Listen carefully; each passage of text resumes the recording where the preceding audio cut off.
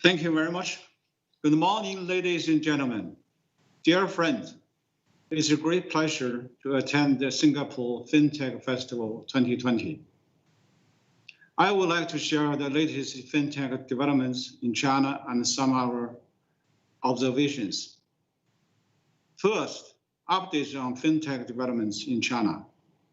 Over recent years, FinTech has been developing rapidly and robustly in China. Financial institutions made continued efforts to promote digital transformation. Financial products and tools became more diversified and financial services more efficient and inclusive.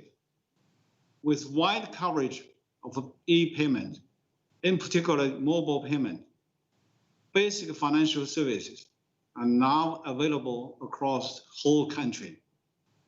Even in the most remote areas, every adult has his or her own bank account. China now ranks high in terms of the coverage and the volume of mobile payments. This enables real-time processing of deposit, withdrawal, and remittance.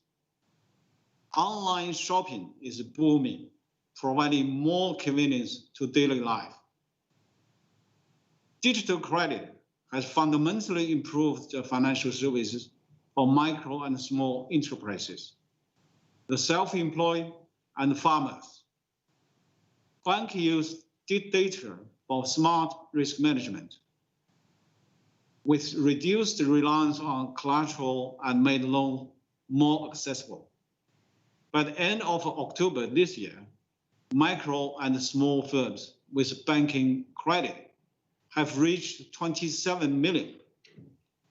Loans for these firms and the self-employed grow by over 30% year on year, and the loans to farmers grew by 14.3%.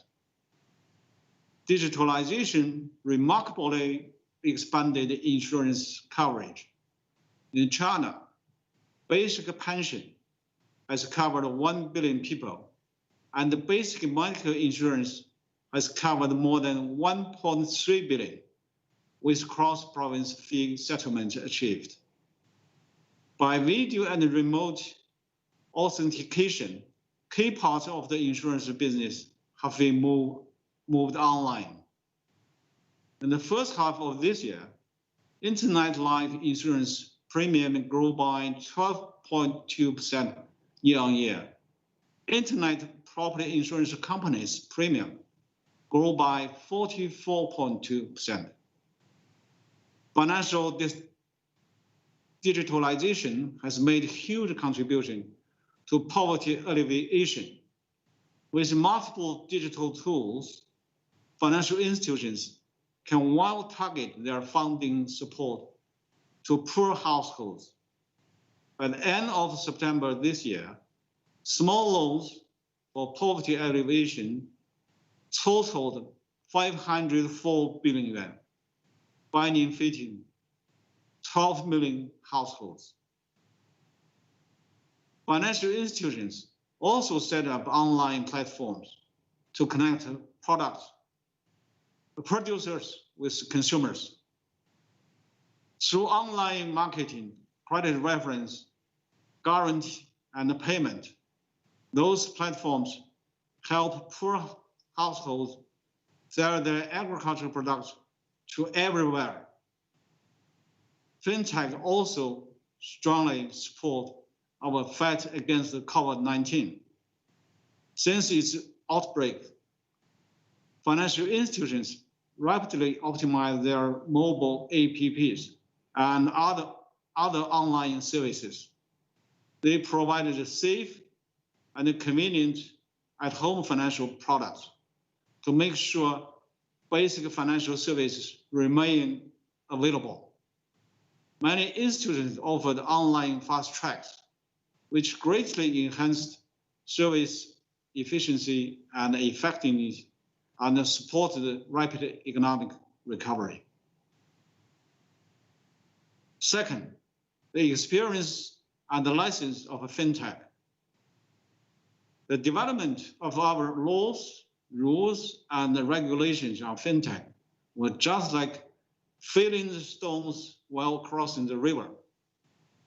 We met some problems, learned lessons, and gained experiences.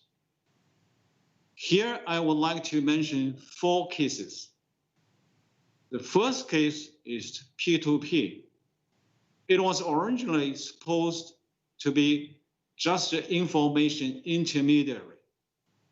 However, in practice, many P2P platforms engage in lending and wealth management. For the past 14 years, the total number of P2P was over 10,000 in China. At the peak, there were over 5,000 companies operating at the same time. The annual trading volume were about 3 trillion yuan. The NPLs and the losses were very high. By mid-November, all the operating P2P platforms have been closed down. The second case is the third-party mobile payment platforms. In the past, some third-party payment companies provided investment service for customers' online shopping reserve funds. The yield was much higher than banking deposits, and money would be redeemed anytime. Therefore, it greatly rattled the banking deposit and asset management business. Such investment was very much like money market mutual fund products, but was unregulated to the same extent. Thus, it might violate laws, rules, and even potentially engage in money laundering. Now, those payment companies have been asked to deposit reserve funds with the central bank, and the related investment have been put under supervision. The third case is the internet financial companies. Some of them tend to induce overspending through various scenarios and over-marketing of loans or overdraft. They even offer loans to students without repayment abilities. When default occurred, they showed coercive loan collections, which caused many social problems. Hence, we insist on applying unified regulation by business activities and stand firmly against regulatory arbitrage. The fourth case is the data privacy. Some tech companies use their market advantage to improperly collect, use, and even sell user data. Without user authorization, those activities surely violate business interests and individual privacy. Chinese government has made effort to plug the holes.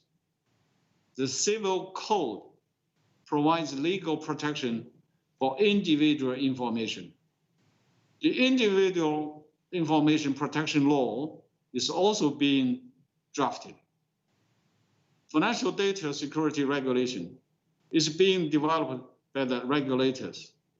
All these aim to build effective protection and prevent data leak and abuse.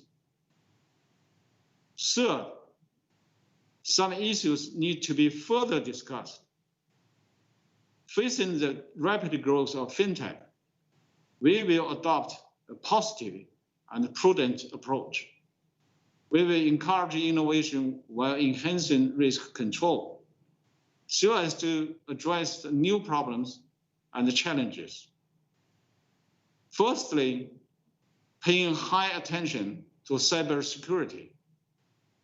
At present, over 90% of China's banking transactions have moved online. Compared with the conventional risks, cyber risks spread faster and wider with impact greater. Cybersecurity emergencies also call for better contingency response and management. Secondly, promoting fair market competition. FinTech is a winner-take-all industry. With the advantage of a data monopoly, big tech firms tend to hinder fair competition and seek excessive profits. Traditional anti-monopoly laws focus on the cartel, market abuse, and operator concentration. However, FinTech industry leads to many new phenomena and problems. We might need to pay more attention to the following questions. Have the big tech blocked the newcomers? Have they collected the data improperly? Have they refused to disclose information that should be made public? Have they engaged in conduct misleading users and consumers? Thirdly, watching out for the too big to fail. Now the micropayment market is dominated by a few tech companies. They have the feature of being key financial infrastructures with public interests at stake. Besides, some big tech operates cross-sector business with financial and technology activities under one roof. It is necessary to closely follow the spillover of those complex risks and take timely and targeted measures to prevent new systemic risks. Fourth, clarifying data ownership. Chinese government has recognized the data as a production factor together with labor, capital, and technology. And clear ownership is fundamental to market-based allocation and the pricing of data. At present,